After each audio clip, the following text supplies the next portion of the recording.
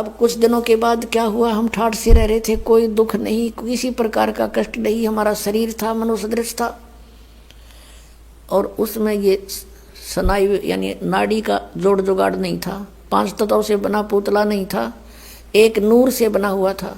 हमारे शरीर का वहाँ इतना नूर है, इतना प्रकाश है, जैसे 16 सूर्यों जितना प्रकाश एक अंश का आत्मा का, और परमात्मा का वहाँ हमसे घना अधिक प्रकाश है।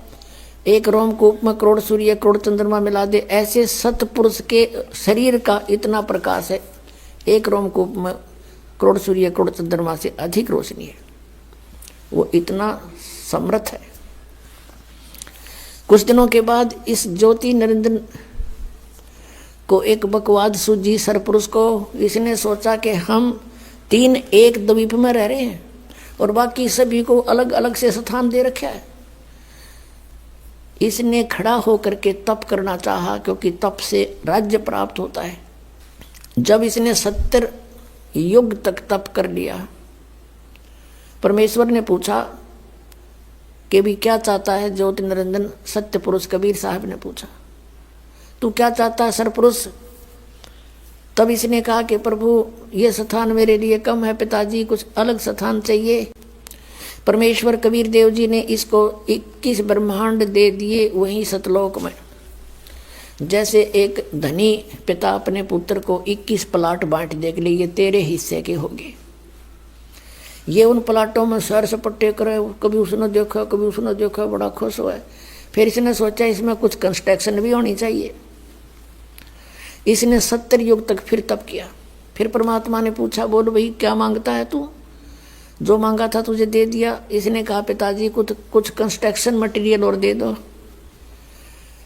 कुछ मैं रचना रचूं वो सामग्री दे दो। तब परमात्मा ने इसको 5 तत्व और 3 गुण दे दिए अगले पुत्र खेल खिलौनों से। इसके पास जब ये सारा कुछ आ गया, इसने वहाँ कुछ अलग से पहाड़ पोड़ बना लिए, झरने झुरने बना दिए। तो उसमें इसने सोचा कंस्ट्रक्शन भी हो जाएगी, लेकिन फिर अकेले का दिल नहीं लगेगा 21 प्लाटों में, मेरे साथ कुछ आत्मा भी हो। इसने ये सोचकर फिर खड़ा हो गया। और जब ये तपस्या कर रहा था, हमने कहाँ मार खाई है पुण्यात्माओं, ये सत्कर मान लेना। ये कोई डूम बाट के गीत नहीं है कि वो किसी की प्रशंसा के लिए गा रखे हों, ये परमात्मा ने आकर बता रखे हैं। जब ये तपस्या कर रहा था, हम जितनी आत्मा इसके 21 ब्रह्मांड में यहाँ कष्ट पा रहे हैं, ये सभी कीड़ी मकोड़ी हाथी, जंगल के प्राणी, जल के प्राणी, वायु के प्राणी, या राजा से लेकर रंग देवता ब्रह्मा विष्णु महेश दुर्गा, ये सभी हम इसकी उस अदा पर आसक्त हो गए। एक पैर पर खड़ा, ओए हो इतने दिन से, कभी उस पैर को रख ले उस पर खड़ा हो जाता है, और ऐसे करबद्ध खड़ा है एक टांग पर। हम इस पर आसक्त हो गए। अपने मालिक से, अपने पिता से मन हटा लिया और इस पर आसक्त हो गए। और इतने आसक्त हो गए कि परमात्मा ने बार बार कहा कि भी किसी की क्रिया की तरफ ध्यान नहीं देना चाहिए, तुम मस्त रहो बच्चों, मत देखो इसकी क्रिया को। लेकिन हम ऊपर से तो सावधान हो गए और अंदर से वो कसक गई नहीं। अब वो तंत्रियामी थे।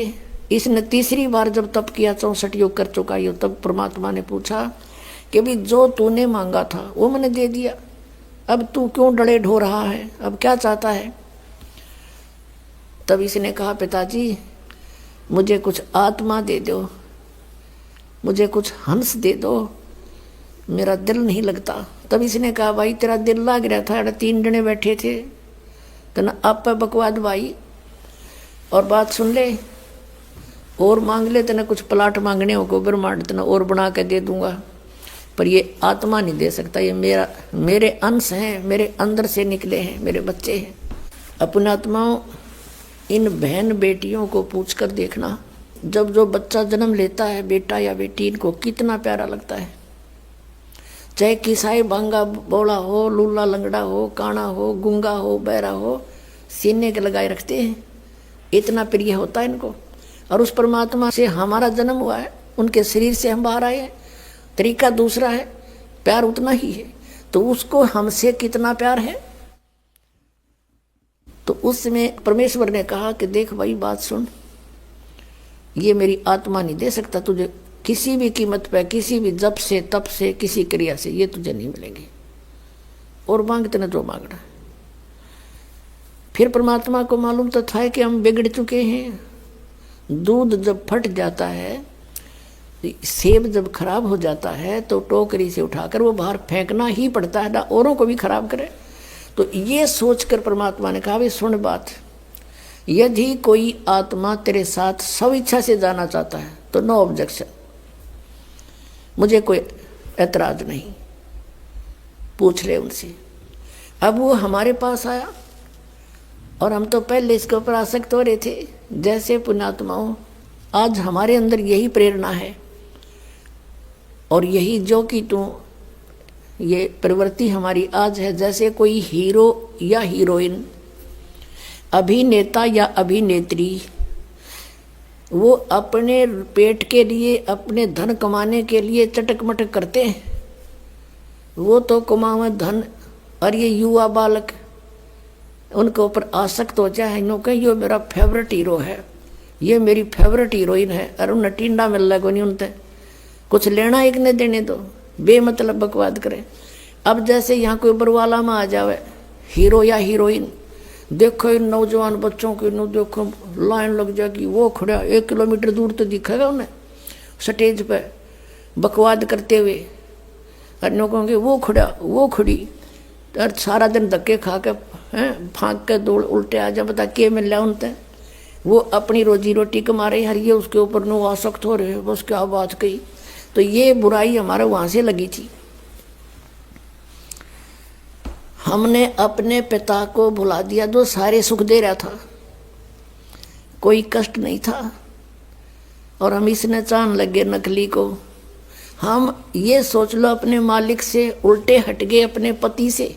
हम पति भरता पद से गिर गए और हमने यूं खत्म कर लिया ज्योत निरंजन, हम इसको चाहने लगे। तब परमात्मा ने कहा ठीक है भाई जा तू पूछ ले उनसे। ये हमारे पास आया, हम तो पहले ही चा चढ़ रहा था इसका। इसने कहा कि मैंने पिताजी से ऐसे ऐसे 21 ब्रह्मांड लिए हैं और मटेरियल ले लिया है, वो ये बनाऊंगा, ऐसे ऐसे झरने रचूंगा, बाग बगीचे लगाऊंगा, तुम चलोगे हमारे साथ। हम तो तैयार थे, हमने कहा यदि पिताजी आज्ञा दे देंगे तो हम तैयार हैं। ज्योति निरंजन हमारे पिताजी के पास गए, सतपुरुष के पास कहे पिताजी कुछ आत्माएं मेरे साथ चलने को तैयार हैं। परमेश्वर ने कहा भी ऐसे नहीं, मेरे सामने स्वीकृति दिलवा दे, फिर मैं अलाउड कर दूंगा। उसने कहा था कि वो आपकी स्वीकृति चाहते हैं, कुछ जाने को तैयार हैं। तो परमात्मा ने कहा कबीर साहब जी ने कि मेरे सामने स्वीकृति दिलवा दे, मैं तब कह दूंगा, अलाउड कर दूंगा। दोनों आगे हमारे पास। अब हम देखकर सामने पिता को नीची गर्दन कर ली। परमेश्वर ने पूछा भी कौन कौन इसके साथ जाना चाहते हैं इसके लोक में, हाथ खड़ा कर लो। अब हमने एकदम सन्नाटा छा गया, शर्मा गए, सबको शर्म आई। अब कैसे अपने पिता के सामने कहें। इन्होंने मना कर रखा था कि तुम इसकी ओर मत देखो। हमारे अंदर ये छल कपट भी वहीं से विद्यमान हुआ था और हम उस पवित्र लोक में रहने योग्य रहे नहीं थे।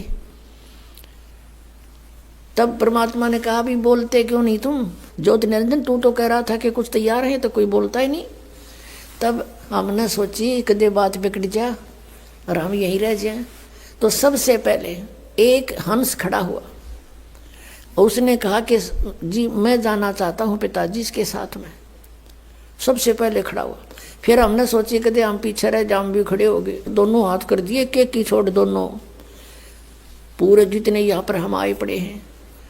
तब परमात्मा ने कहा भाई ठीक है, ये सब देख लिए मैंने, जो तेरे साथ जाना चाहते हैं ऐसे नहीं भेजूंगा, इनको मैं अपने तरीके से भेजूंगा तेरे पास, ऐसे तो जा ही नहीं सकते ये। आप जाइए, अब वो चला गया अपने, वहीं ये लोक वहीं थे, 21 ब्रह्मांड उस सतलोक के एक कोने में, बाहर जैसे बाहरली दिल्ली हुआ करे ना, बाह्य दिल्ली गांव गुम से हुआ करे, ऐसे बाहर की तरफ इसको सेट कर दिया था।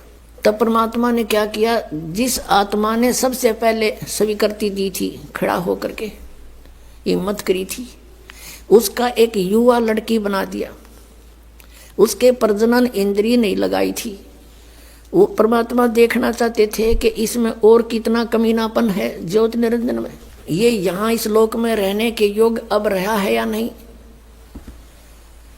और जितने हम थे, हम सभी को सूक्ष्म रूप बीज रूप में करके उसका नाम प्रकृति रख दिया। प्रकृति जिसको माया भी बोलते हैं, आदि माया भी कहते हैं, और इसको दुर्गा भी कहते हैं। इसके शरीर में हम सभी को प्रवेश कर दिया बीज रूप में, सूक्ष्म रूप में। पुण्यात्माओं, आजकल आज इस वैज्ञानिक युग में हम आसानी से समझ सकते आध्यात्मिक मार्ग को। जैसे आप सुनते हो कई बार डॉक्टरों से कि किसी व्यक्ति के कुछ जीवाणु होते हैं, वो इतने रहने चाहिए, जैसे 50 लाख रहने चाहिए जीवाणु एक ग्राम में, एक mg ब्लड में। बताओ 50 लाख जीवाणु एक mg ब्लड में, इतने को में फिर कितने अंदर है हमारे जीवाणु, गिनती नहीं होती। तो ऐसे परमात्मा ने सभी के सभी इसके अंदर फीड कर दिए सूक्ष्म रूप में। और इसको कहा बेटी दुर्गा को कि बेटी मैंने तुझे शब्द शक्ति दे दी है, वचन शक्ति दे दी है, और जितने भी जीव कहे, ज्योति निरंजन कहे, तू वचन से उत्पन्न कर सकती है नर और मादा। एक बार बोल देगी उतने ही एकदम में बाहर खड़े होंगे। और अपने पुत्र सहजदास से कहा, जो सबसे पहले 16 उत्पन्न किए थे उनमें से एक सहजदास है, उससे कहा कि जा अपनी बहन को ज्योति निरंजन के पास छोड़िया और उसको बता देना कि इसको पिताजी ने शब्द शक्ति दे दी है, जितने जीव तू कहेगा ये उत्पन्न कर देगी। सहजदास ने जाके संदेशा सुना दिया, लड़की को वहां छोड़कर आ गया अपनी बहन को। अब इस प्रकृति देवी ने, प्रकृति यानी दुर्गा का रूप निखरा हुआ था युवती होने के कारण। अब इस ज्योति निरंजन के मन में वहां फिर दोष उत्पन्न हुआ। ये सभी हम प्राणियों के अंदर यहाँ भी विद्यमान है। ये बीमारी वहां से लगी थी अपने सारी। अकेली लड़की को देखकर उसके साथ बदतमीजी करने की नीयत, उसी का गुण हमारे अंदर विद्यमान है। उसने सुंदर लड़की को देखकर एकदम आव भाव बदल गए। लड़की भी पहचान गई कि इसके मन में दोष आ चुका है। तब उस लड़की ने अपनी इज्जत रक्षा के लिए कहा कि ज्योति निरंजन, हे सरपुरुष, ए बड़े भाई, देख तू मेरा बड़ा भाई, मैं छोटी बहन तेरी। तेरी उत्पत्ति पिता ने अपने वचन से की थी, अंडे से, और हमारी उत्पत्ति भी उन्होंने की है। तू हमारा बड़ा भाई, हम तेरे छोटी बहन। अब भाई बहन का ये काम अच्छा नहीं, महापाप होगा, तू जुल्म ना करे। तब उसने एक नहीं सुनी, बहुत आगे बढ़ गया। अब अदर तरीके से मुंह खोल लिया बकवाद करने के लिए, हवस में अंधा हो गया। तब लड़की ने छोटा सूक्ष्म रूप करा अपनी सिद्धि से, और इसके मुख के माध्यम से पेट में रक्षा, अपनी इज्जत रक्षा के लिए पेट में चली गई। और वहाँ से परमात्मा से प्रार्थना की, हे परमेश्वर, हे पिताजी, ऐसे ऐसे मेरे साथ इसने जुल्म करना चाहा। और इस लड़की ने बता दिया था कि मेरे पास पिता की दी हुई जो शब्द शक्ति है, वचन शक्ति है, तो जितने जीव कहेगा मैं उत्पन्न कर दूंगी, पर नहीं माना था। तब लड़की ने कहा, पिताजी इसने मेरे साथ ऐसा जुल्म किया, मेरी रक्षा करो, मेरी रक्षा करो। परमेश्वर वहां पहुंच गए अपने पुत्र जोगजीत के रूप में। परमात्मा कहते हैं, सोचल छिद्र मैं करूं अपने धन के काज। और वहां आकर कहने लगा, अरे ज्योति निरंजन, तू सुन ले आदेश परम पिता का। तूने बहुत जुल्म किया यहाँ पर, अब तू इस लोक में रहने योग्य नहीं है। तूने इस पवित्र लोक में ऐसा जुल्म करने की सोची। लड़की को उसके पेट से निकाल दिया, पेट पाड़ के इसका, और फिर सी दिया उल्टाई। शब्द में बहुत बड़ी शक्ति होती है पुण्यात्माओं। अब तो हम आध्यात्मिक मार्ग में कति -0 हो गए, हमारा अविश्वास हो जाता है इन बातों पर। लड़की बाहर निकाल दी और उसको कह दिया कि ज्योति निरंजन, अब सुन ले आदेश परमपिता का। वो खुद ही बोल रहे थे, परमपिता खड़े ही थे। आज के बाद तेरा नाम काल होगा, 1,00,000 मानुष शरीरधारी प्राणियों का नित आहार करेगा और 1,25,000 की उत्पत्ति किया करेगा। और तू निकल जा यहाँ से, इस लोक के में रहने योग्य नहीं है, ले जा तेरे 21 ब्रह्मांड को, यहाँ से चला जा बहुत दूर और निकल जा। दुर्गा तुम भी, तुमने इसके साथ रहने का प्रॉमिस किया था और खाओ धक्के तुम। अब देगा तने यो टिंडे ले जाओ जिसके ऊपर आसक्त हुए थे। इतना कहा था कि 21 ब्रह्मांड विमान की तरह चल पड़े वहां से। अब इसने अपनी गलती की कुछ एहसास हुआ। जोग जीत रूप में खड़े परमात्मा से कहा कि बड़े भाई मेरी माफी करवा दो, पिताजी से मेरी अर्ज कर दो कि मुझे क्षमा कर दे। जोगजीत ने कहा भाई मेरे को आदेश जितना था तेरे तो बता दिया, अब जाइए यहाँ से। इतना कहकर वो चल पड़ा। आगे आकर सहज दास का द्वीप है, जब इसके 21 ब्रह्मांड आ रहे थे, इसने वहां विमान को रोका थोड़ी देर और कहा सहज दास मेरी अर्ज कर दे पिता परमात्मा थे, मेरी क्षमा याचना कर दो, प्रार्थना कर दो। सहज दास कहने लगा भाई डट जाते, रुक जा थोड़ी सी देर। सहज दास वहां से गया भगवान, क्योंकि वहां बहुत लंबा चौड़ा क्षेत्र है और वहां उनके मन अपने अपने विमान अपना शरीर आसानी से कहीं कितनी स्पीड से उड़ा के जा सकता है। पहुंच गए सतलोक के आखिरी छोर में जहां परमात्मा विराजमान है, ध्रुवलोक के तीसरे पृष्ठ पर यानी अंतिम छोर पर, और कहा कि आपका एक दास एक अर्ध लेकर आया है। बोल पुत्र क्या बात है? परमात्मा बोले कि आपका एक नौकर वो ज्योत निरंजन आप वहां खड़ा है 21 ब्रह्मांड लिए, उसके लिए क्या आदेश है पिताजी? मैं ये आदेश ले आया हूँ। वो कुछ कह रहा कि मुझे माफ कर दे। परमात्मा ने कहा कि इसको भेज दे मन कर्म वचन से, ये दुष्ट यहाँ नहीं रहना चाहिए, इसको निकाल यहाँ से भगा दे और जा वापस। इतना कहते तुरंत वापस आ गया सहजदास और कहा भाई मैंने तो अर्ज करी थी पर तू जा बड़भागी, यहाँ से निकल, मन नहीं पटवा होगा तू, भाग जा से। तो वहां से 21 ब्रह्मांड लेकर 16 शंख कोश की दूरी पर ये आ गया। वहां ये ब्रह्मांड रुक गए और फिर अपने आप मालिक के विधान से वो घूमने लगे, वहां चक्कर काट रहे। अब इस ज्योत निरंजन ने कहा दुर्गा से, प्रकृति से, कि अब मेरे साथ जो होना था हो लिया, अब मैं किसी की नहीं मानूं, अपनी मन मर्जी करूंगा।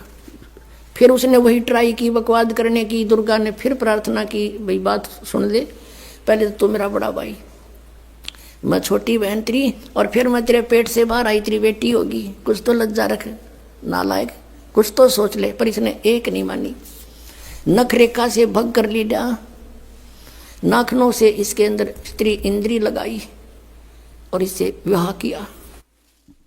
3 पुत्रों की उत्पत्ति की, रजगुण ब्रह्मा, सतगुण विष्णु, तमगुण शिव जी की। अपने आत्माओं, एक बार ये दास किसी कामवश एक तहसील ऑफिस में गया हुआ था।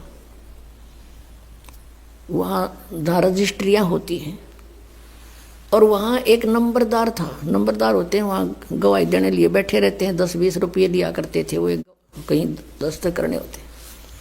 वह बैठे बातें कर रहे, अब पे कोई बात चल गई, वैसे ऐसे एक गोत्र की लड़की से उसी गोत्र के लड़के ने विवाह कर लिया, या कोई उनकी माँ का गोद में था, क्यों कर गया था। उसके ऊपर पंचायत पंचूत होने लग रही थी, पेपरा मारी थी, उस पर डिस्कस हो रहा था। वो एक बूढ़ा नंबरदार ने बोला भाई पहले तो देखो बात सुनो, मैं अपनी बताता हूँ कि मेरे 3 ब्याह हो लिए। पहला ब्याह हुआ, कोई बालक नहीं हुआ, उसकी मृत्यु होगी। दूसरा ब्याह हुआ, एक पुत्री होते, उसकी मृत्यु होगी। अब तीसरा ब्याह है मेरा, और तीनों बार में पंडित ने फेरे करवाए। तो सबसे पहले हमको बाण भाई बनाया कि काश्यप गोत्रा काश्यप गोत्री, यहाँ से शुरू करें ये मंत्र बोलना।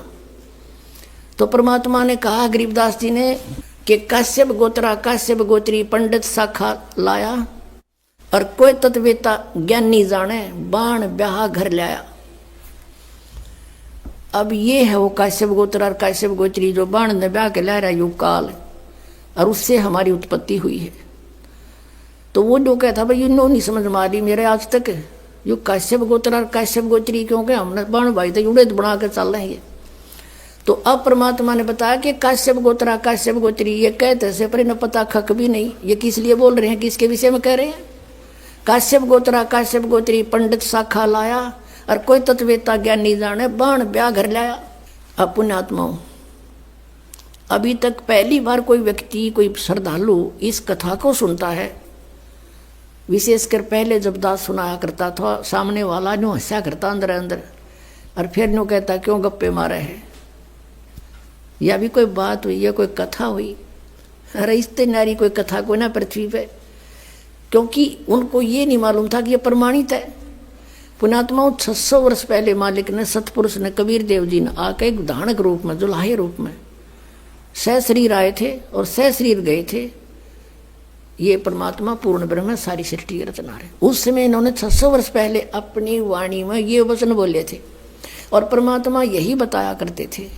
लेकिन ये ब्राह्मण लोग यानी हमारे ऋषि गुरु पवित्र हिंदू धर्म के इस बात की घनी काली मान गए कि ये झूठ बोलता है, ब्रह्मा विष्णु महेश नासवान है, इनकी माता है, इनका पिता है, ये तो अजर व अमर है, सर्वेश्वर है, महेश्वर है, किसी ग्रंथ में नहीं लिखा है। तो उस समय हमारे पूर्वज अशिक्षित थे, शिक्षा केवल एक ब्राह्मण वर्ण ही अधिकारी था उसके ग्रहण करने का, तो उनकी दाल गली रही और परमात्मा 600 वर्ष आए थे पहले। यदि वो उस समय ये टांग ना अड़ाते, हमें मिसगाइड नहीं करते, तो हमें सारा काम सुलझा सड़जा मिलता आज के दिन।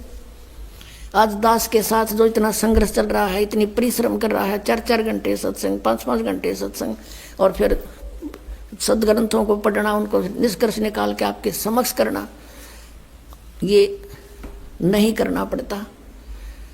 लेकिन उस समय इन्होंने किसी ने परमात्मा के इस तत्व ज्ञान पर विश्वास ना किया और ना करने दिया। तो पुण्यात्माओं, एक बात हमारे और बढ़िया होगी कि आज हम परमात्मा को पहचान सकते हैं कि जिसको ये अशिक्षित कहा करते कबीर तो अशिक्षित है, ये क्या जाने वेदों और गीता और पुराणों के बारे में, क्योंकि वो संस्कृत भाषा में है, ये झूठा है। और उस परमात्मा ने 600 वर्ष पहले ये बता दिया था कि ब्रह्मा विष्णु महेश नासवान हैं, इनके माता पिता हैं, इनका जन्म मृत्यु होता है। 600 वर्ष पहले परमात्मा कबीर जी ने जो वाणी बोली थी पवित्र कबीर सागर के अंदर विद्यमान है। आप देखिएगा, प्रथम खंड कबीर पंथी भारत पथिक स्वामी युगलानंद बिहारी द्वारा पुरस्कृत। और ये कहाँ से छपा है? प्रकाशक एवं मुद्रक हैं खेमरा श्री कृष्ण दास प्रकाशन, अध्यक्ष श्री वेंकटेश्वर प्रेस, खेमरा श्री कृष्ण दास मार्ग, मुंबई से। अब इसके अंदर हम आपको दिखाते हैं सृष्टि रचना। ये है ज्ञान बोध नामक एक अध्याय है और ये बोध सागर एक खंड है। ये देखिएगा 21 पृष्ठ पे नीचे परमात्मा ने 600 वर्ष पहले अपनी प्यारी आत्मा धर्मदास को ये ज्ञान दिया था। धर्मदास ये जग बोराना, कोई न जाने पद निर्वाणा, यही कारण मैं कथा पसारा, जग से कहिए वो राम नियारा। ये नाम नहीं है, ये गलत लिखा है कबीर पंथियों ने। ये बाद में संशोधन में इन्होंने अपने हिसाब से कुछ गड़बड़ी कर रखी है। यही ज्ञान जग जीव सुनावो, सब जीवों का भरम नसाओ, अब मैं तुमसे कहूँ चिताई, तेरे देवन की उत्पत्ति बाई। तीनों देवताओं ब्रह्मा विष्णु महेश की अब तुझे उत्पत्ति बताता हूँ। कुछ संक्षेप कहूँ गहुराई, सब संशय तुम्हारे मिट जाई, भरम गए जग वेद पुराना, आदि राम का भेद न जाना। ये नाम गलत लिखा है, राम है, आगे चल कर क्लियर होगा। यो राम राम सब जगत बखाने, आदि राम कोई बिरला जाने। ये राम है शब्द है, गलत लिखा है कि सभी राम राम कहते हैं। उस आदि राम सनातन परमात्मा को कोई बिरला ही जानता। ये राम शब्द है, नाम नहीं। इन संशोधनकर्ताओं ने अपनी अज्ञान सोच से कुछ इसमें गड़बड़ी कर रखी है, वही हम शुद्ध कर लेंगे। राम राम सब जगत बखाने, आदि राम कोई बिरला जाने, ज्ञानी सुने सो हृदय लगाई, मूर्ख सुने तो गम ना पाई। माँ अष्टंगी पिता निरंजन, ये जम दारुण वंशन अंजन। इन ब्रह्मा विष्णु महेश की माता तो अष्टंगी दुर्गा है, इनका पिता ज्योति निरंजन है। पहले कीन निरंजन राई, पीछे से माया उपजाई। कहते पहले तो ज्योति निरंजन को उत्पन्न किया इस काल को अंडे से, और पीछे से दुर्गा की उत्पत्ति की। माया रूप देख अति शोभा, यू देव निरंजन तन मन लोभा। दुर्गा के सुंदर रूप को देखकर इसके मन में दोष आ गया। कामदेव धर्मराय सताए, देवी को तुरंत धर खाए। पेट से देवी करी पुकारी, हे साहेब मोहे करो उबारी। पेट से दुर्गा ने पुकार करी। टेर सुनी सतगुरता आए, अष्टंगी को बंद छुड़वाए। परमात्मा कहते हैं कि टेर सुनी तहाँ हम आए, यहाँ इन्होंने अपने हिसाब से लिख दिया, सतगुरु तहाँ आए, अष्टंगी के बंध छुड़वाए, यानी उसके पेट से निकाले बंधन से। अब 22 पृष्ठ पर ज्ञान बोध। धर्मराय को हिकमत की ना, नख रेखा से भग कर लेना। नाखनों से स्त्री इंद्री लगा बना दी। धर्मराय करे भोग विलासा, माया को रही तब आशा। ये दुर्गा प्रेग्नेंट हुई। 3 पुत्र अष्टंगी जाए, ब्रह्मा विष्णु शिव नाम धराए। 3 देव विस्तार चलावे, इनमें यो जग धोखा खावे। पुरुष गम कैसे के पावे, काल निरंजन जग भरमावे। 3 लोक अपने सुत दीना, सुन निरंजन बासालीना। अलख निरंजन सुन ठिकाना, ब्रह्मा विष्णु शिव वेद न जाना। आज तक ब्रह्मा विष्णु महेश को नहीं पता हमारा पिता कौन है। 3 देव सो उसको ध्यावे, निरंजन का वो पार न पावे। ये तीनों देवता ब्रह्मा विष्णु महेश कहते आज तक उसी की खोज में लग रहे, न वो भी ना पा लिया। सतलोक तो बहुत दूर की बात है। अलख निरंजन बड़ा बटपारा, बटपारा माने ठग, धोखेबाज है ये। और 3 लोक जीव कीन आहारा, तीनों लोक के जीवों को खा रहा है। पाताल लोक, स्वर्ग लोक, पृथ्वी लोक। ब्रह्मा विष्णु शिव नहीं बचाए, सकल खाए पुन धूल उड़ाए। ब्रह्मा विष्णु महेश को भी खाता है, इनकी भी जन्म मृत्यु होती है।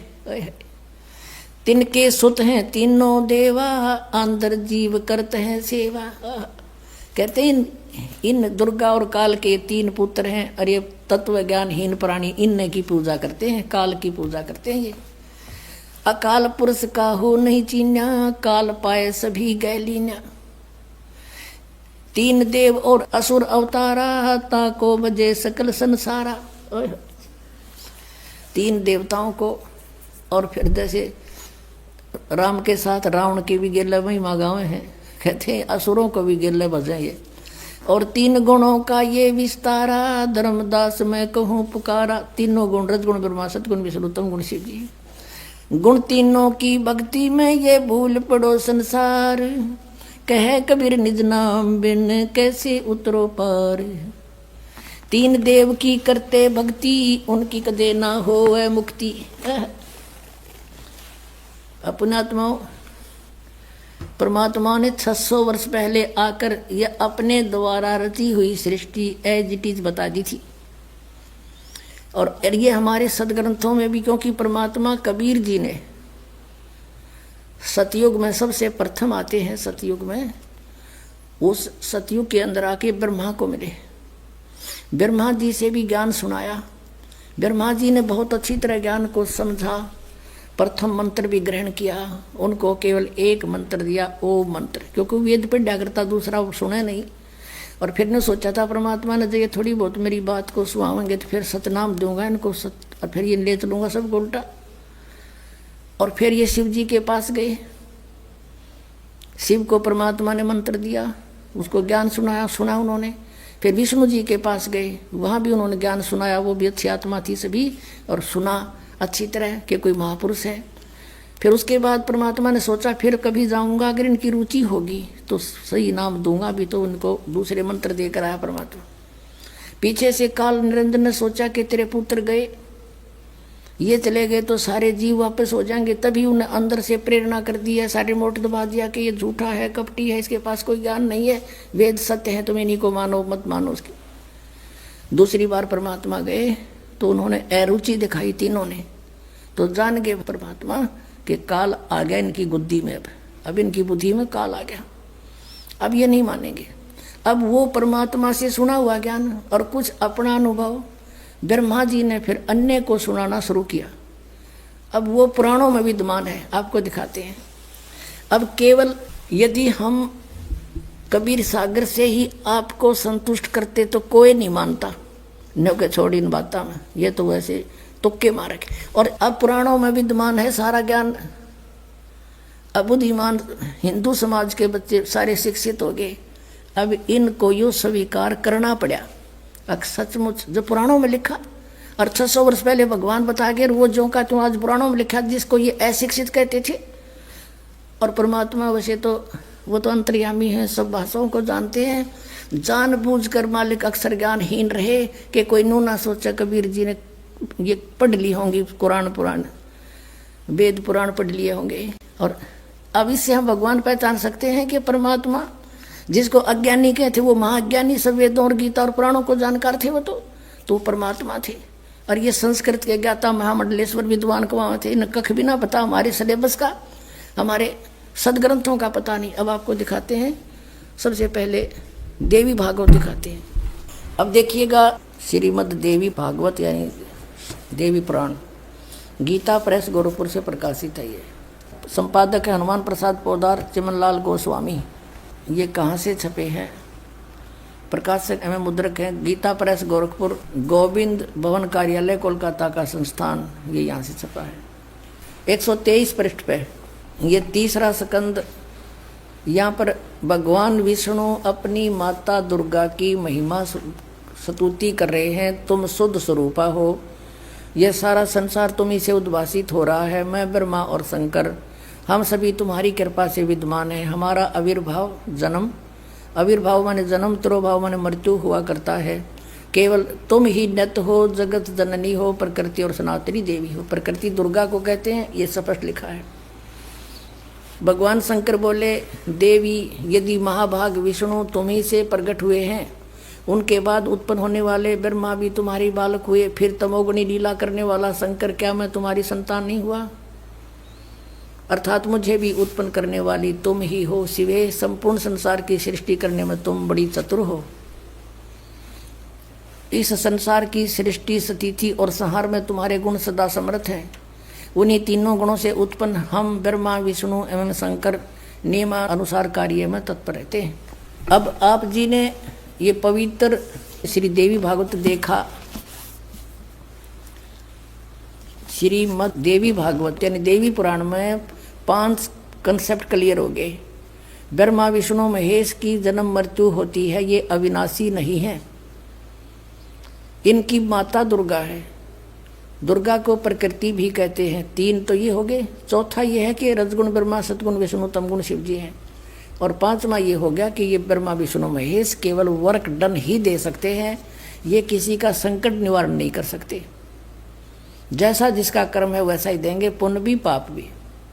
केवल परम अक्षर ब्रह्म सतपुरुष कबीर साहब वो परमात्मा है जो हमारे भाग्य के लेखों को बदल सकते हैं, बुरों को। अब देखो, यदि कबीर सागर को अकेले को पढ़ा कर आपको सुनाता तो कोई विश्वास नहीं लाता।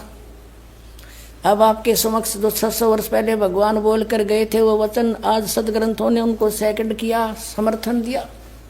तो इससे पुण्यात्माओं बहुत आसान हो गया आपको भगवान को पहचानना, जिसको ये अशिक्षित अज्ञानी कहा करते थे। और इस संस्कृत भाषा के जानने वालों को हमारे पूर्वज बड़े विद्वान महपुरुष महर्षि बड़े पहुंचे हुए मानते थे। न कख नहीं पता था, सदग्रंथों को भी नहीं परिचित थे। ये आज तक हमें नहीं बता सके ऋषि महर्षि ब्रह्मा विष्णु महेश नाशवान है या अविनाशी है। इनके माता पिता भी हैं और सदग्रंथों में लिखे, इनकी जीवनी में लिखे, तो ये कख नहीं जाने थे, लोक वेद सुनाया करते थे। अब दिखाता हूँ आपको। अब देखिएगा श्री शिव पुराण में गीता प्रेस गोरखपुर से प्रकाशित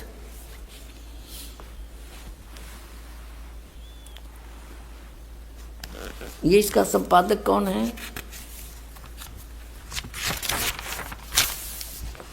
हनुमान प्रसाद पोदार, ये है इसका संपादक। और ये कहाँ से छपा है? प्रकाशक एवं मुद्रक हैं गीता प्रेस गोरखपुर, गोविंद भवन कार्यालय कोलकाता का संस्थान। ये इनके फैक्स और फोन नंबर हैं। अब इसके 98वें पृष्ठ से हम आपको सुनाएंगे, थोड़े से ही लेख में कंसेप्ट क्लियर हो जाएगा।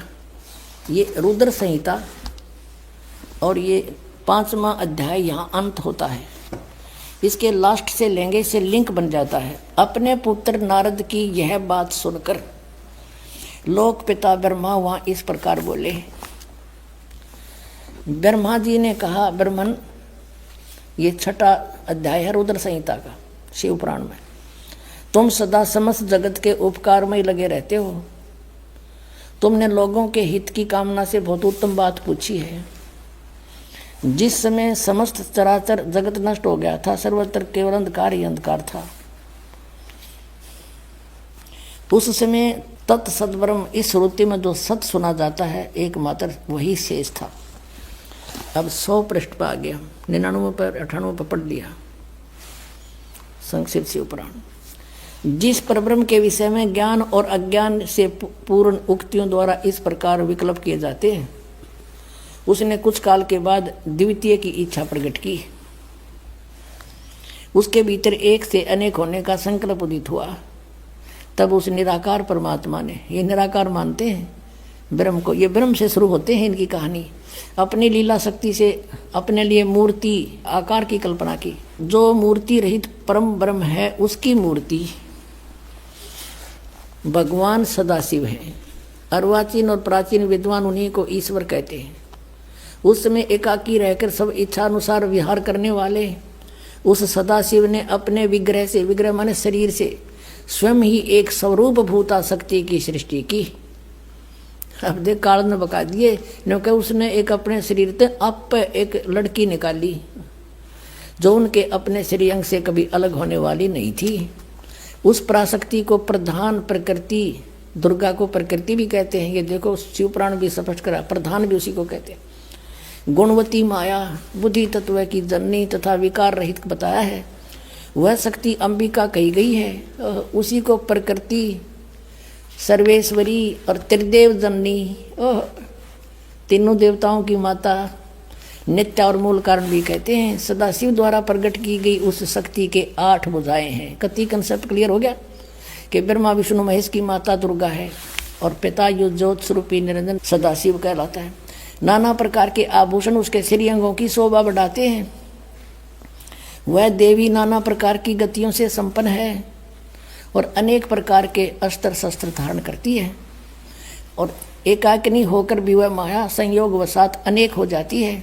वे जो सदाशिव हैं, जो इनका पिता है, दुर्गा का पति, उन्हें परम पुरुष ईश्वर, शिव, शंभु और महेश्वर कहते हैं। अब यहाँ देखो 101 पृष्ठ पर हम आगे रुद्र संहिता का हम ये 6वां अध्याय पढ़ रहे हैं। वे अब सदाशिव के उसके बारे में बता रहे हैं, उनको महेश्वर कहते हैं और वो अपने सारे अंगों पर भस्म रमाए रहते हैं। उन काल रूपी ब्रह्म ने स्पष्ट कर दिया, युग काल है जो महाशिव सदाशिव कहलाता है। ब्रह्मा विष्णु महेश का पिता है, दुर्गा का पति है।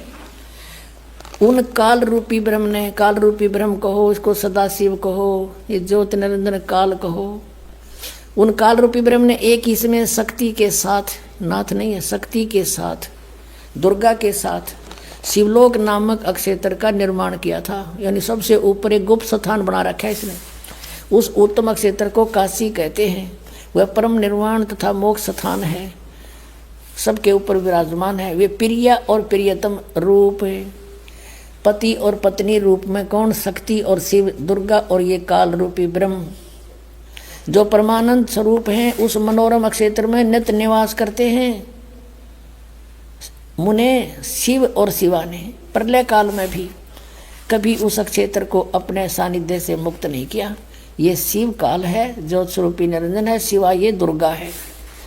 यहाँ देखियो, देवर से एक समय आनंद वन में रमण करते हुए शिवा और शिव के मन में, दुर्गा और काल के मन में यह इच्छा हुई कि किसी दूसरे पुरुष की सृष्टि करनी चाहिए, जिस पर यह सृष्टि संचालन का महान भार रखकर हम दोनों केवल काशी में रहकर सभी इच्छा अनुसार विचरें और निर्वाण धारण करें। इन्हें फिर एक पुत्र की उत्पत्ति का विचार किया। ऐसा निश्चय करके शक्ति सहित दुर्गा के साथ सर्वव्यापी परमेश्वर शिव ने अपने वाम भाग के 10वें अंग पर अमृत मल दिया, यानी पति पत्नी व्यवहार किया। फिर तो वहां से एक पुरुष प्रकट हुआ। अब उसका नाम क्या रखा है इन्हें देखिएगा। अब 102 पृष्ठ पे ये संक्षिप्त शिवपुराण के रुद्र संहिता का 6वां अध्याय चल रहा है। अब कहते हैं शिव ने कहा वत्स, उसका नाम धर दिया शिव ने, काल ने। शिव ने कहा वत्स, व्यापक होने के कारण तुम्हारा विष्णु नाम विख्यात हुआ। पुण्यात्माओं, परमात्मा कहा करते मोती मुक्ता दर्शत नाई, ये जग है सब अंदरे, दिखत के तो नैन चश्म इनका फेरा मोतिया बंदरे। कहते हैं मैं ऋषि कुमाऊं थे, संस्कृत के व्याकरण में जे बैठे रहे, सदग्रंथ को इनका समझ में आया को नहीं। ये कुआं महर्षि मंडलेश्वर, अरे न कख नहीं पता, ब्रह्मा विष्णु महेश की सतिथि का अपने सदग्रंथ सिलेबस से नहीं परिचित, ये काहे के टीचर थे। यानी पूरे हमारे मानव समाज को इन्होंने काल के मुंह में ठोके रखा, गधे कुत्ते बनवा दिया, भूत बनवाया, गलत साधना बता के, गलत ज्ञान बना के बता के, और फिर श्राद्ध निकलवाने की रोजी रोटी का धंधा चला दिया। अपने सदग्रंथ इनका समझ में आए नहीं, हमारा कोल्लू बना रखा था, इन्हें रहट बना दिया। और परमात्मा 600 वर्ष पहले बता गए थे ये बात। पुण्यात्माओं, आज भगवान पहचानने में 2 मिनट लगेंगे जब जरा सी बुद्धि से काम लोगे और निष्पक्ष भाव से सोचोगे। मान बढ़ाई नहीं, ईर्षा नहीं होनी चाहिए, क्योंकि इसमें विरोध कौन पैदा कर सकते हैं। जिनकी रोजी रोटी चल रही है उन आचार्यों की या कोई गुरु पद पर विराजमान है, पर जनता शिक्षित है, उनकी एक नहीं चल रहे, वो आखिर में अपने मुंह की खानी पड़ेगी इन सबको जो बकवाद करेंगे। अब यहाँ स्पष्ट हो गया कि विष्णु जी की उत्पत्ति दुर्गा और काल से हुई, ये इनके माता पिता हैं। अब ब्रह्मा की उत्पत्ति देखो, ये 103 पृष्ठ पे, 102 पर हमने पढ़ा था, 103 पृष्ठ पे रुद्र संहिता, और यहाँ 6वां अध्याय समाप्त हो गया ये विष्णु जी का नाम बता के। और अब हम यहाँ आगे 7वां अध्याय, ब्रह्मा जी बता रहे हैं आगे। देव ब्रह्मा जी कहते हैं देव से नारद को बता रहे हैं, तत्पश्चात कल्याणकारी परमेश्वर सांब सदा शिव ने काल ने दुर्गा के साथ जैसे विष्णु उत्पन्न किया, पूर्ववत पर प्रयत्न करके मुझे अपने दाहिने अंग से उत्पन्न कर दिया। अपने आत्माओं, यहाँ ये अनुवाद करता शर्मा गया, शिव जी का पुजारी होगा कि शिव जी ते शिव जी की उत्पत्ति कैसे दिखाऊं, यहाँ तक कर गया गोलमोल। और दिखाएंगे आपको, कहते चोर चुरावे तुम बड़ी, वो गड्ढे पानी में, वो गड्ढे हुआ ऊपर आवे ना, सच्चाई छनी ना। अब देखो यही रुद्र संहिता का, रुद्र संहिता हम पढ़ रहे हैं, और ये संक्षिप्त शिवपुराण 110 पृष्ठ पे यहाँ लिखा है कि इस प्रकार ब्रह्मा विष्णु तथा रुद्र इन 3 देवताओं में गुण हैं, परंतु शिव गुणातीत माने गए हैं। अब ब्रह्मा विष्णु रुद्र यु शंकर, ये तो हो गए 3, और इन तो चौथा यु, इन मत गुण है रजगुण ब्रह्मा सतगुण विष्णु तमगुण शिव शंकर, और यो शिव कहते हैं गुणातीत माने गए। हो गए ना 4 हो गए बड़े यहाँ पर, और अच्छा कंसेप्ट क्लियर होगा, दिखाते हैं आपको। इसी शिवपुराण के 24-25 पृष्ठ पर आपको दिखाते हैं। एक समय ब्रह्मा जी और विष्णु जी का इस बात पर युद्ध हो गया। ब्रह्मा जी को भ्रम था कि मैं सृष्टि उत्पत्ति करता हूँ, विष्णु जी को भ्रम था कि मैं, मेरे नाभि कमल से ब्रह्मा की उत्पत्ति हुई है, जो मेरा पुत्र है। इससे बात पर कहा सुनी युद्ध हो गया कि मैं तो मेरा बेटा, उन्होंने कहा मैं तेरा बेटा। उसके उस समय इस काल भगवान इनके पिता ने इनके बीच में एक शिवलिंग खड़ा कर दिया, तेजों में स्वतंभ। तो ये युद्ध छोड़ के उसके और छोड़ जानने लगे। फिर इनको वो खुद आ गया, शिव रूप में प्रकट हो गया। इसने प्रतिज्ञा कर रखी है कि मैं अपने वास्तविक रूप में कभी किसी को दर्शन नहीं दूंगा। किसी को अपने पुत्र शिव के रूप में, किसी को ब्रह्मा के रूप में, किसी को विष्णु के रूप में दर्शन दे जाता है। और वो साधक ये सोचते हैं कि ये हमारे साथ रहते हैं, ये देवता यही सर्वशक्तिमान है, साधना करते यही प्रकट होते हैं। और होता था उनकी साधना से वो काल, और वो प्रकट, वो अपना वास्तविकता बताता नहीं। 7वें अध्याय के गीता जी के 24 और 25 में कहा है कि मैं अपनी योग माया से छुपा रहता हूँ, ये मेरा अटल घटिया अनुत्तम विधान है, मैं कभी किसी के समक्ष नहीं आता। इसने प्रतिज्ञा कर रखी है, परमात्मा ने बता रखी है आपको, कबीर सागर में लिखा सारा कुछ, और वही इनमें प्रमाण है। अब उसमें यू आ गया इनके बीच में और कहा, और क्या ज्ञान दिया उनको, देखिए ये है विद्वेश्वर संहिता, संक्षिप्त शिव पुराण, पृष्ठ 24 पे। ये है वो शिवलिंग, यानी सतम तेजों में सतम ब्रह्मा और विष्णु के बीच में खड़ा कर दिया। और फिर ये देखिएगा 25 पृष्ठ पे, ब्रह्मा और विष्णु ने पूछा, प्रभु, उस शिव रूप में खड़े भगवान काल से पूछा, सतकाल रूपी ब्रह्म से, के ब्रह्मा और विष्णु ने पूछा, प्रभु, सृष्टि आदि 5 कर्तव्यों के लक्षण क्या हैं, यह हम दोनों को बताइए। भगवान शिव बोले, ये भी अनुवाद करता तो शिव कहेगा, था वो काल इनका पिता, मेरे कर्तव्य को समझना अत्यंत गहन है, तथापि मैं कृपा पूर्वक तुम्हें उनके विषय में बता रहा हूँ। आगे देखो, अब 26 पृष्ठ पे कंसेप्ट क्लियर हो जाता है। ये 26 पृष्ठ पे शिव पुराण का, यहाँ देखिएगा, पुत्रो, यू काल कहता है ब्रह्मा और विष्णु को, पुत्रो, तुम दोनों ने तपस्या करके प्रसन्न हुए मुझ परमेश्वर से सृष्टि और सतिथि नामक 2 कृत प्राप्त किए, और ये दोनों तुम्हें बहुत प्रिय हैं। इसी प्रकार मेरी विभूति स्वरूप रुद्र और महेश्वर ने, ये ने है, मैं नहीं है, 2 अन्य उत्तम कर्तव्य संहार और तिरोभाव मुझसे प्राप्त किए हैं। अब ये देखो, ब्रह्मा विष्णु महेश हो गए दोनों, ब्रह्मा और विष्णु, और 2 ये रुद्र और महेश्वर हो गए, और 5वां यू बोलनिया जो इनको पुत्र कह है, और परंतु अनुग्रह करते दूसरा कोई नहीं पा सकता। अनुग्रह यानी कृपा नहीं कर सकते तुम, कोई भी नहीं कर सकता, जो जैसा करेगा उसे भरना पड़ेगा। अब यहाँ फिर क्लियर हो जाता है कि ये काल है, ब्रह्म है, जिसने गीता बोली थी। इसी शिवपुराण के 26 पृष्ठ पे रुद्र संहिता के, यहाँ देखना पुण्यात्माओं कमाल कर रखा है। ये कहता कि मैंने पूर्व काल में अपने स्वरूप भूत मंत्र का उपदेश किया है, जो ओंकार के रूप में प्रसिद्ध है। वह मंगलकारी मंत्र है। सबसे पहले मेरे मुख से ओंकार ओम प्रकट हुआ, जो मेरे स्वरूप का बोध कराने वाला है। ओंकार वाचक है, मैं वाच्य हूँ, ये मंत्र मेरा स्वरूप ही है। प्रतिदिन ओंकार का निरंतर स्मरण करने से मेरा ही सदा स्मरण होता है, काल का स्मरण होता है।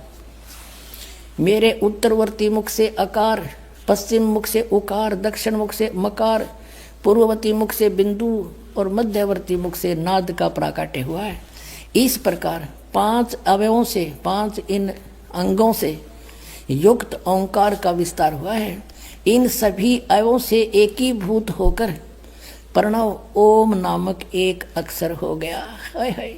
गीता जी अध्याय नंबर 8 के श्लोक नंबर 13 में कहता, गीता ज्ञान दाता ये काल रूपी ब्रह्म के ओम इति एकाक्षरम ब्रह्म व्यवहारण मामनुसमरण यह प्रयाति तदन देहम सयाति परमाम गतिम। इससे सिद्ध है कि जो ब्रह्मा विष्णु महेश का पिता है वो गीता को बोल रहा है, और उसका ये ओम एक अक्षर है। अपने आत्माओं, परमात्मा ने 600 वर्ष पहले बताया था, धर्मदास ये जग बोरा ना कोई न जाने पद निर्वाणा, यही कारण मैं कथा पसारा सबसे कहिए एक राम नियारा। अब अपनी महिमा आप ही बता रहे हैं। अब मैं तुमसे कहूँ चिताई, तेरे देव की उत्पत्ति भाई, कुछ संक्षेप कहूँ गहुराई, सब सन से तुम्हारे मिट जाई। कहते हैं माँ अष्टंगी पिता निरंजन, ये जमदारुण वंशन अंजन, पहले कीन निरंजन राई, पीछे से माया उपजाई। माया रूप देख अति शोभा, देव निरंजन तन मन लोभा। निरंजन कीने भोग विलासा, माया को रही तब आशा। 3 पुत्र अष्टंगी जाए, ब्रह्मा विष्णु शिव नाम धराए। अपने आत्माओं इब तो परमात्मा सामने आकर खड़ा हो गया कि आई एम गॉड। कबीर साहब कहते हैं आई एम गॉड। और बालक तो बालक अंधे से अंधा इन वचनों को सुनकर समझ सकता है कि हु इज गॉड। सबसे पहले हमने ये निर्णय करना है हु इज गॉड। अब ये क्लियर हो गया कि कबीर इज गॉड, यानी परमात्मा बिना ये सारी सबकी उत्पत्ति कैसे बतावे, काल की भी उत्पत्ति। गीता जी अध्याय नंबर 10 के श्लोक नंबर 2 में गीता ज्ञान दाता कहता है कि मेरी उत्पत्ति को ये देवता नहीं जानते। क्यों नहीं जानते? क्योंकि इनका उत्पत्ति करता मैं हूं। अब पिता की डेट ऑफ बर्थ को संतान कैसे बता सकती है? वो तो दादाजी बतावे, और वो दादाजी आए थे। अब कबीर परमात्मा ने इन अज्ञानी ऋषियों से एक ही प्रश्न किया था, कौन ब्रह्मा का पिता है, कौन विष्णु की माँ, शंकर का दादा कौन है, हमको जो बता। और यहाँ सीख रहा करते, मजाक करते थे, देख क्या बकवास कर रहा है, ये झूठा है, कपटी है, अज्ञानी है, इसको संस्कृत भाषा नहीं आती है, झूठ बोलता है, श्रोताओं इसकी बातों में मत आना। और परमात्मा कहा करते, निरंजन धन तेरा दरबार, निरंजन धन तेरा दरबार, जहाँ पर तनिक न न्याय विचार, वैसा ओढ़े मुल मुल खासा गल मोतियों के आर, वैसा ओढ़े मुल मुल खासा गल मोतियों के आर, पति भरता को मिले न खादी, वो सूखा नरस आहार, निरंजन धन तेरा दरबार, निरंजन